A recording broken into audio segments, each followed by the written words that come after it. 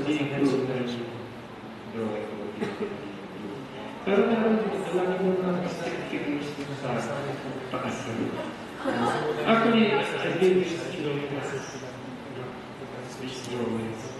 So, you can imagine how low my grades were. I started off as a good student, pero hindi ko mabasa sa grade 4 or grade 5.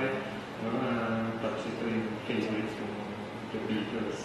So, I had one classmate, Beatles era. So, gumawa ako ng comics about him, saying he's a Beatles, siya naman yung skill, mental patient or something. Tapos, he's another classmate of mine. So, ganun ginagawa ko sa classroom. No? So, kaya, andyan lagi si Bruce Lee. Kasi, okay. Sorry. Ipok ko eh. Kaya ba?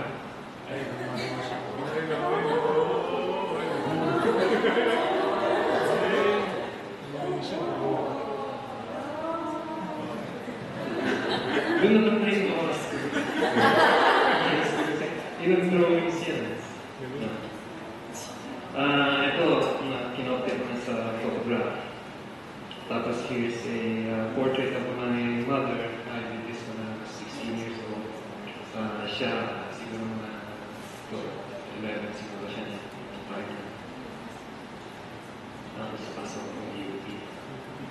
College of Fine Arts.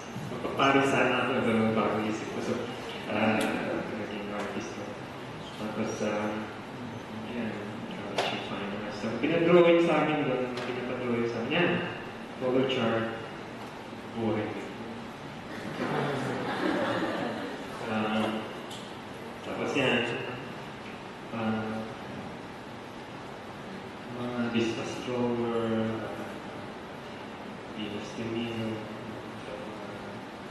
classical, mga sculptures. Tapos, ito drawing ng freshman ako, charcoal. Ito, this is my sister, Dawn. She's 4 years younger sa akin. Tapos, kung mapapansin nyo, tamat yun, unfinished, it started bad habits. Kung yung gagawin ko pa, tapusin niyo mga portions of it, you leave it unfinished. Kaya sayang yung work. Pero, I mean, nung una kasi puro copies lang, puro copies yung ginagawa. But there are times na iisip-isip ako. Ano ba itong direction ng buhay natin? So, may mga works ko na ganito na parang medyo nag-iisip. The horizon, tapos breeze. Ano siguro ako, maybe I was 17. Oh, 17. Tapos, nangyari na pamilya naman siya niya. 1983, assassination of Ninoy Aquino. Tapos pag nakakita ko yung katawan, kinakalan niya. Tapos nakaputi pa man yun. So parang na-plastic yata na nakaputi siya. Ang maaalala ko dito, pwede yung scholaryo, pwede yung deposition of Christ. May mga rehistro yan sa utak natin. May mga ganitong images na kung saan kaya mas lahat, the image becomes stronger because of the association. Tapos kung mga associations mo sa mga images na very deep, kagaya ng ganito,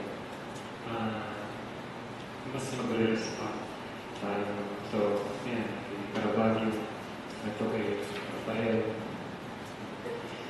Ito rin, kasi may dalawang sundalo.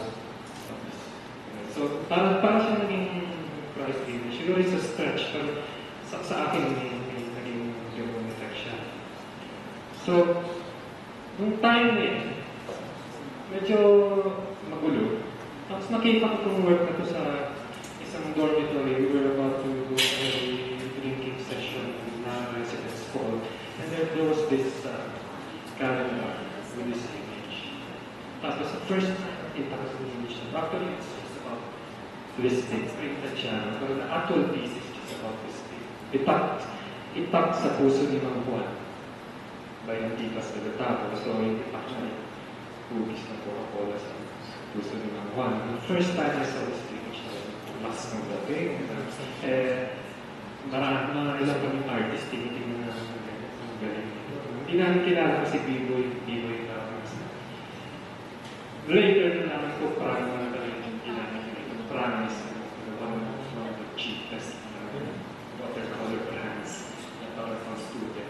Yung ginamit natin, and I think it's one of the most important watercolor pieces in Philippine art history. Along with Amiendo Domingos, tapos yung kinabazaan ng letras y figuras, I think ito very, very important. So, isa to sa mga ka-influence sa akin, tapos yung mga nangyari kay Sam. So, yung mga social realists din na tinitingnan ko. And then, Danilo Darena, Tony Bulmeno. Sila yung mga favorites ko. Jaime Guzman, ito, mga SR. Later, Santiago Bose, Bobby Filio. Marami pa. So, nangyari yung EDSA. Ito 1986 ang EDSA, Saling Pusa Group. We formed this group, Saling Pusa. 1985, ito yung first exhibition namin. During our first exhibition, August 29 to September 1987, when we were setting up our first group exhibit, mayroong kudita against Gloria Aquino. So, really parang ng mga aeroplano. We had to move, I think, our show to a later date. Pero yung kudita, ito yung August of 1987. So, na-disrupt yun. So, Saling Pusa, tambayan namin itong aristocrat building. Actually, hindi siya. It's just a multi-purpose hall. Tapos, that hall was in front Hinulugang Taktan. Ito yung the street across it. Tapos, below is the waterfalls. Ito yung tambayan namin. Bababa kami ron for fresh air. So, hihinga kami ganyan, hindi namin alam. Doon sa Mandan meron kami babuyan kung saan yung tinatambak yung mga pieces. So, we were smelling polluted na kasi ito eh. So, actually, inaayos na nila po yun. So, ito yung Saling Pusa Group. Ito, gawa ni Manuel Campo. This is Tony Leanio, Elmer Borlon, si Joy. So, Ferdy So, yeah, ito yung Saling Pusa Group. Isa pang tambayan namin yung Pine City, is on top of it, pero yung view namin at night, yung Manila, yung buong Manila. So, yeah. Tapos one night when we were in Pine City, it was Antonio Loyanos' birthday. Kasi ito, September 19, 1987. Somebody carried a radio, and sa radio, narinig namin that Leon Alejandro was assassinated. So we knew Leon. We didn't know him personally. We saw him in UP. He was a student leader, very charismatic, and he became a politician. Tapos na-assassinate siya. So these were the events that convinced us to do what we did in direction ng aming art. Kasi within 1 year, may mga nangyari itong Mendiola massacre, 30 farmers were killed, tapos yung assassination ni Rolando Lalias, who was a labor leader. So, parang ano pa nga itong gagawin yung art mo. So, iniisip namin art has always been maintaining this position medyo isolated. So, we wanted to be involved. So, ito si Leon, the painting sa likod. gawain ng abay. Yung abay, ito yung artista ng bayan. So, nagtanong ako kung how can I join abay, and only to find out that Emmanuel Garibay was the head of abay at that time, and si Elmer also joined abay a week earlier. Sumali ako ng abay. Later on, si Joy Malyari sumali ng abay. So, our projects then were to do murals. Ako minsan, 15-minute mural. May hanggang tutugtog, may kakanta, tapos magpipin pa kami ng mga 20 feet, tapos gagawin namin in 20 minutes. Marami pa kami ginawa. We did a lot of murals, a lot of effigies, t-shirts, comics, posters, but we don't have documentation. So, yun ang sayang lang kasi inanay yata yung documentation namin. So, my paintings were also changing. Ito na yung it's based on a scene that I saw sa bus. Makita ko yung tao, parang Christ image. So, ang title nito, Biyaheng Kalbaryo. Ito, scene din na papunta sa Antipolo. So, pininta ko. Ito yung nanalo sa Metrobank National Painting Competition ng 1989 yata o 19. Ito, 1989, 1991. Nakita ko rin yan sa bus. So, 1991, 1994, 1994. There was this sister, kasama namin sa abay. She also took up fine arts, and she invited us to go to San Luis, Aurora.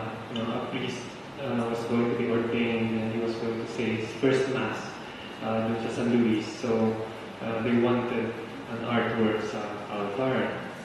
So, ang ginawa namin, sa Salitusa kasi lagi kami parang may laptop na that's where we record our activities. Yan yung dating Facebook namin. Tapos, ito yung mga nakasulat. Kasi dumaan kami sa mga landslides. Tapos, isang landslide, dalawa, actually, 3 landslides yung ginaan namin doon. Dala-dala kami mga pintura. Kasi wala akong pintura.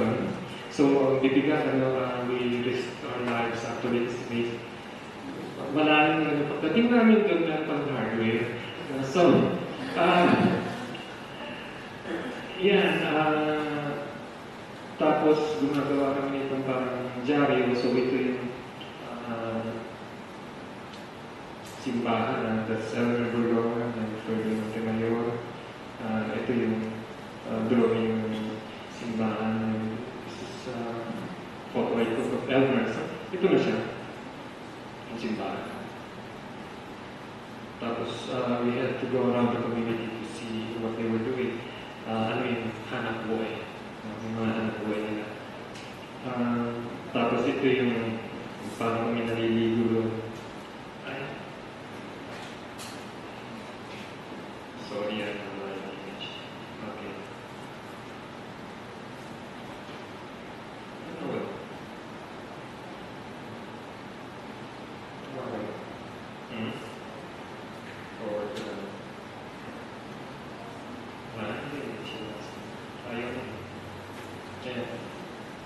Ganyan ko na muna.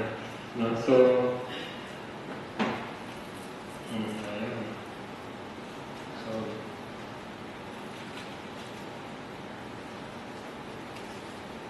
patayin ko muna 1 minute lang.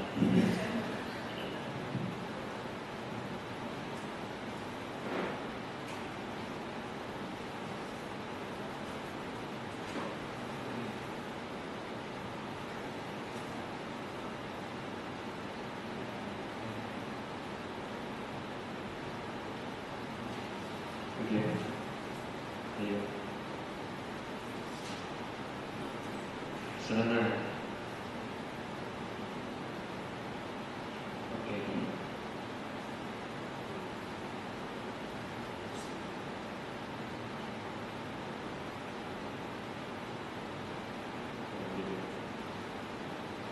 Ang gamit namin ng bamboo Tapos may chalk sa dulo. So, ganyan kami mag-drawing na.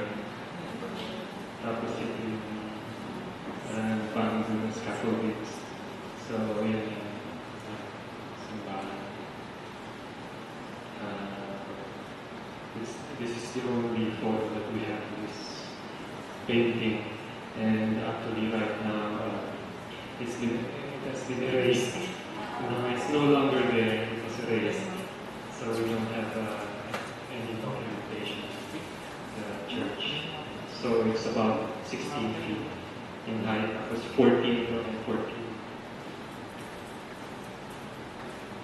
So, here to San Luis, skip ko na lang itong iba. Infanta. We were also invited sa Infanta, still by Sister Yoli. Tapos gumawa kami doon ng choir loft naman. Choir loft. So, ito yung nung paalis kami, pumutok yung Mount Pinatubo, kaya puro lahat. So, gusto yung schedule namin 2 days o 1 day. Tapos ito yung yan yung